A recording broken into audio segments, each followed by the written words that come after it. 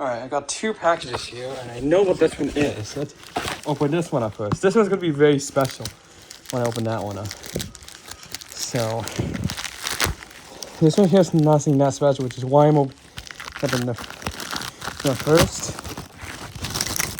Yeah, just flash drives. These are 16 gigs, and they're meant for my use, meant for my Windows flash drives. So, all of these are 16 gigabytes. All right, this is gonna be the best one. Oh, come on.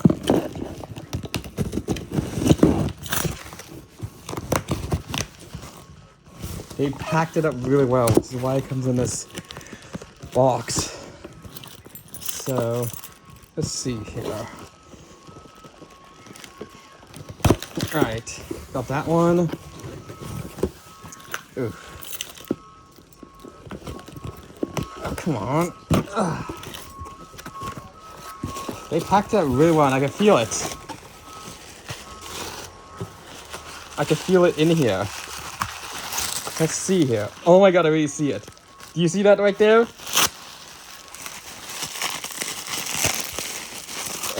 Come on. I know you can come out. So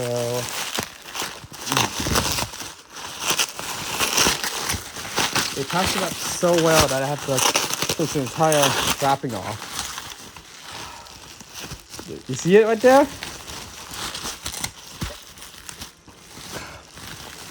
Look at that. Okay, so I didn't expect it's gonna be coming one switch. Probably recognize this because if I go over here, see this button here? It's the exact same button.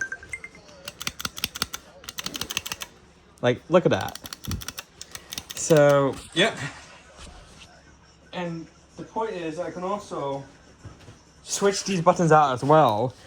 So, now I didn't expect it was going to come with any wires, like it showed, but I didn't expect much of it. So, like I just saw the wire, I saw the dual switch, but I think they have like tons of these. Oh, wrong bit.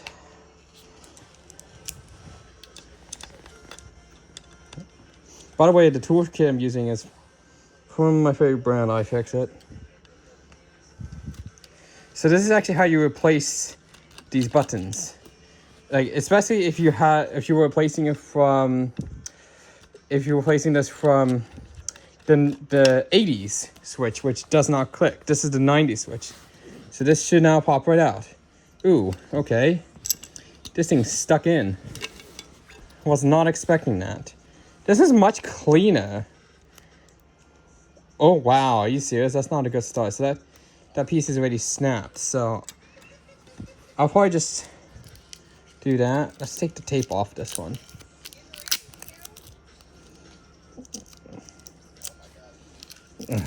Because the only reason I have the tape on this one is because this bracket thing likes to come off very easily. Gotta be careful not to snap these. So, all right, this one here is going to be going into the button here. So I'm going to go ahead and put that there. Yes, I got a Dover Impulse. Oh, and this one is with the panel, so this one I could technically push right here and put like an LED in there, and basically make it so that I can actually have an actual button that illuminates. So, come on. So these just have one switch, but the switches are replaceable by themselves. So now, where did the, actually it was right there. So, now I do need to give this a clean. You can see now I got this button in. Clicky.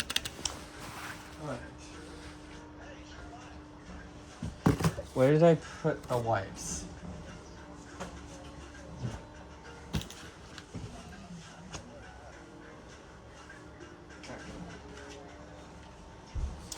And that noise you hear is, I think that's the street sweeper right there. So, all right, let's see here. Okay.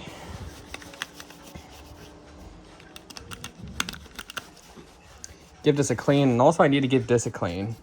Although it's not dirty, it's always good to hand sanitize. Ooh, see what I mean? That's why I put tape on this before to keep it in. So if I go ahead and grab a bit of tape, because this thing can come off very easily. So I put tape like this and wrap it around to at least that post there, so that, see, it will prevent it from coming off. So grab another piece of tape. Oh wow, the pin on this one's bent. Oh, come on. I just need to bend that back. If it snaps, not a lot of calls. I can just get a new micro switch. It's not the end of the world.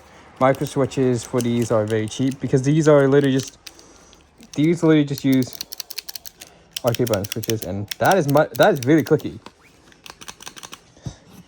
So, and I'm gonna go ahead and wipe this up. Now this is the arrow here, so we can go ahead and take that out if you want. Oof. Wow, that is really hard to unscrew.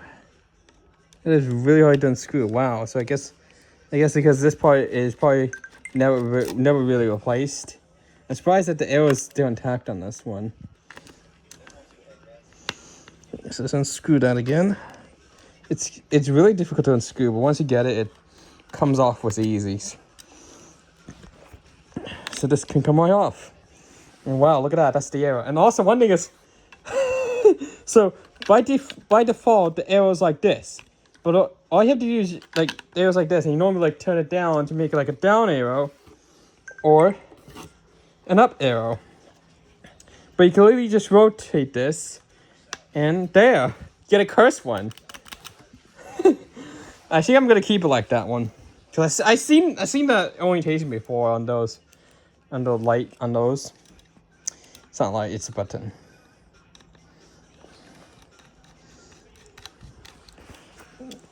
So to actually get the actual panel for these buttons is basically the best. So I'll actually show you how to swap because I think I'm going. So this one, since it's a separate unit, and since the back panel on this one's kind of broken, yeah. So I need to get the Phillips screw for these. Ooh, that one's really hard to unscrew. Wow. Probably because this has never been unscrewed. But this is basically how you replace the micro switch on these. So you just unscrew these. So when this comes off, oh wow, it's actually got the lamp socket in there. That was unexpected. It actually has the lamp socket. Now this bulb here, it did seem to work on 9 volts. But I think this is supposed to be like a high voltage bulb. Wow, I did not expect to see that there. But when you don't have the mic switch in, you can push it and it's spring loaded.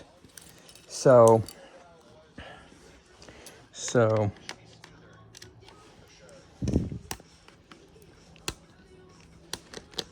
this one, since I've taken it off multiple times, this one's much easier to unscrew. Oh wow, that came off way too easily. So now all we have to do is simply make sure you got the ground pin like that. And then for this one, you can also get it like this. So now we have 2 switches on here. So now we actually got to, when we put it back, we got to put it back to, we got to make sure when we put this back that the hammers go right into the switch. So when I push it, before I push it, it'll go ahead and push those. It's not really gonna push it if we don't screw it in. Ah, there goes that switch. You can see that doing it with all the buttons on the panel, it's not the best thing, but I got that screwed in. And then, so for this one, I'll probably have to get a switch for that one, so. All right, because for now, I'm gonna have to put these are just fillers. I gotta put these fillers in so that way it'll go in. It's just that this one won't be a pressable button. So this is basically the same bulb I got from that one there. So I'll probably just use LEDs and a and 3-volt battery instead, because normally these run on like 100 volts, 110 volts, 125 volts. So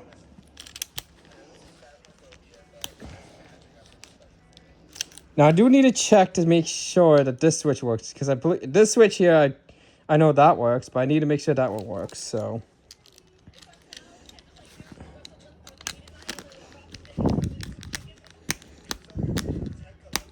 and I'm screwing these in. So this one here will just press, but there's no actual working switch. So actually, let me see if I swap this out for a stronger. There we go. There we go, perfect. But you can see if I press this, since both are the filler pieces, there's no click. Because I don't have a micro switch. I don't have micro switch for these ones because I really want to get the dual micro switch thing. So, but now if I press this, see how it's louder? Because it's pressing on both switches right here. Makes that much louder click. So yeah, I sometimes see that, which is kind of interesting, but you see what I mean? So when you press this, you could definitely tell. You could definitely tell there's two switches in there.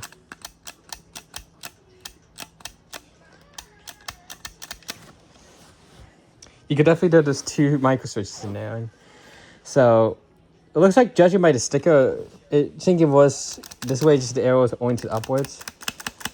But this is kind of interesting. But unfortunately, you cannot rotate it to where it points sideways because of how this is like designed. Because it's designed just like a Dover, just like this impulse base. So, and the fun part is that if you unscrew these and take this out, give it a push, you could easily put this in. And it'll be like two really weird buttons. So I get it back in. If I get it in, if I can get both of them, if you can see here, you can see we got it up and a down without arrows. This is basically a custom impulse, which there's no way you're gonna get close to that. So I will have to find micro switches for these ones since I put them all into this unit here. They're not expensive, but they're not cheap. So to get two visually, yeah, it's not that cheap.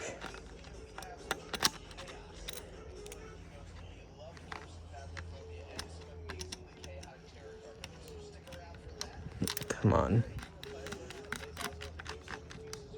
So I need to make sure I get these screwed back in. I need to include the washer as well. But this is basically a dual carbon. This is only a single unit, which I don't really need Mediamate, because the Mediamate only just basically has two buttons. Having a single bay carbon is better. So. And about this one, I just almost forget, because I put the Dover button in, and I completely forgot what to do. But so if you go here, you can see that you can't really just rotate this sideways. So if you try to do it sideways like this, it's not going to fit, because the impulse button is fouling against it, as you can see here. So, but when you put it in like this, you can put it in like this or the other way. Now I do want to take this off fully apart because I think it's dirty underneath.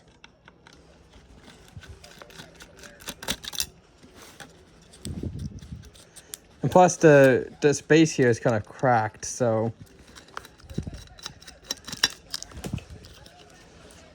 look at it. See how cracked this one is?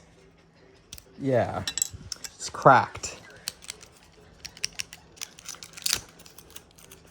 When it's cracked like that, it normally means that that's brittle, so you don't want to use that one. So I'm gonna take this off. And actually, the hammers are definitely different on this one. So you can see they go and hit the switches. This almost looks like the model that Diesel Doozy has. To be honest, I might switch over to this one because this one's like in better condition. So I need to actually switch the bit over.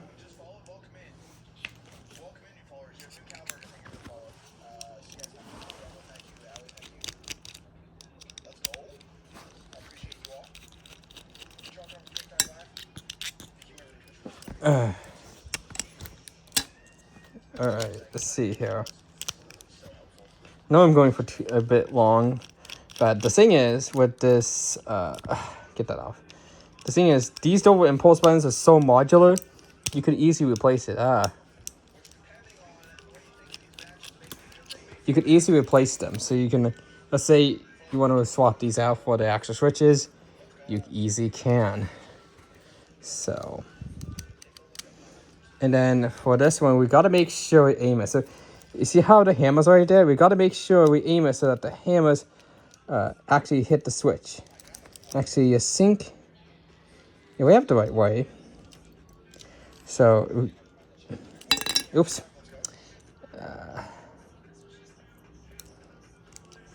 So taking this.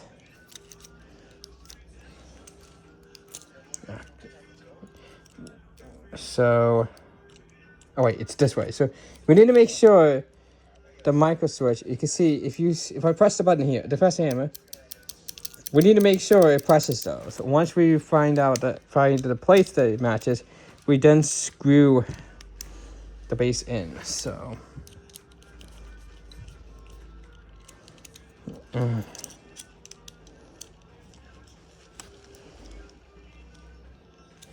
Now there's a reason why there's two screws like these.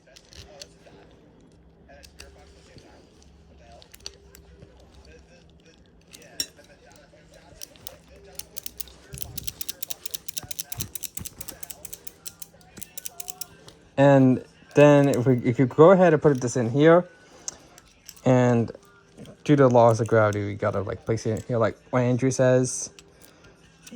So once I put it in, presses, and look at how grimy the thing is with the screws. So let's see the wiping.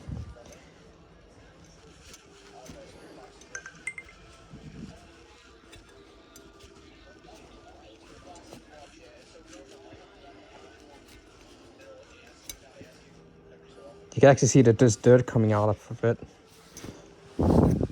So now we can see that this one here is in pieces. And oh wow, I just noticed that. Wow, that top part's cracked. It's a good thing that I noticed.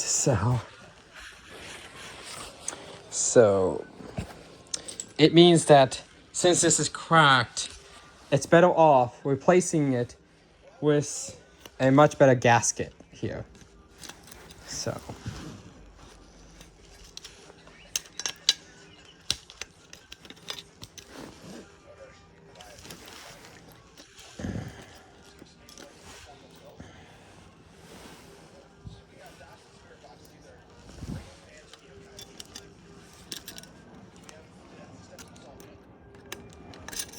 Oh, come on.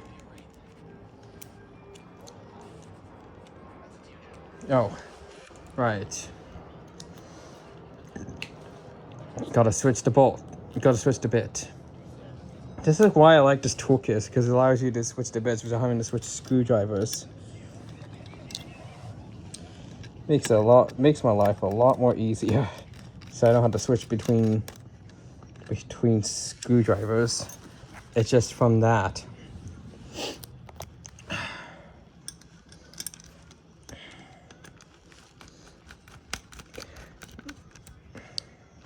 And now the button's back in its place. Ooh.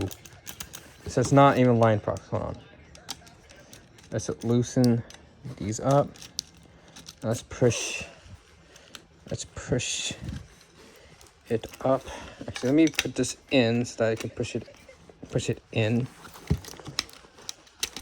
There. So that's pushed in.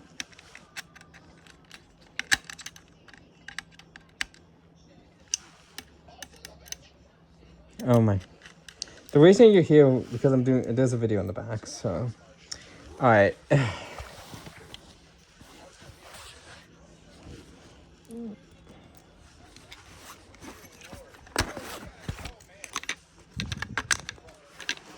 Alright, let's go ahead and place this in.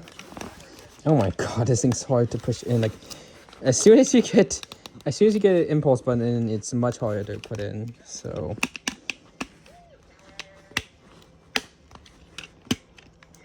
okay, I got it pushed in now.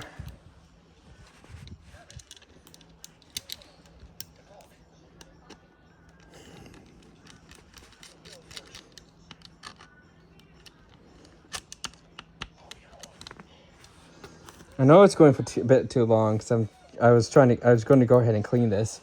Now for the USB drive, since I have so many of these, those are meant for the Windows drives, and they're only USB 2s, so.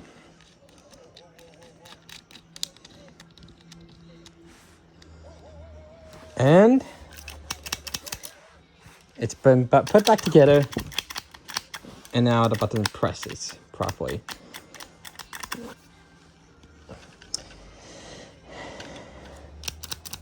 So you can see the button presses properly. Now I just want to make sure that the screws are in all the way.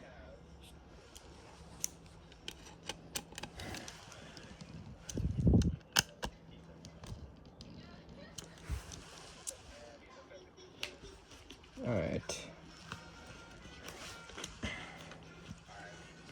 I'm gonna go ahead and put the cover of this back on. Get that off. But now you can see, back in business. Back in business. No, I did see these impulse buttons in Berkeley Public Library, and the problem with them is that if you slam in 2 or 1, the button can actually get stuck because the screws here are loose. So it makes it loose. So when it's loose, it means that if you slam it in, the cover can easily go right into the panel part, and you don't want that to happen. So that's why you always want to tighten these up, so that way it pushes, and then if someone slams it like this, it's not going to get stuck. Because when it gets stuck, the elevator will always get constant calls from stuck buttons. But having buttons like these that are not stuck is best. Ooh, I just realized this is an angle. I will probably have to fix this later, but yep. This is my new elevator button.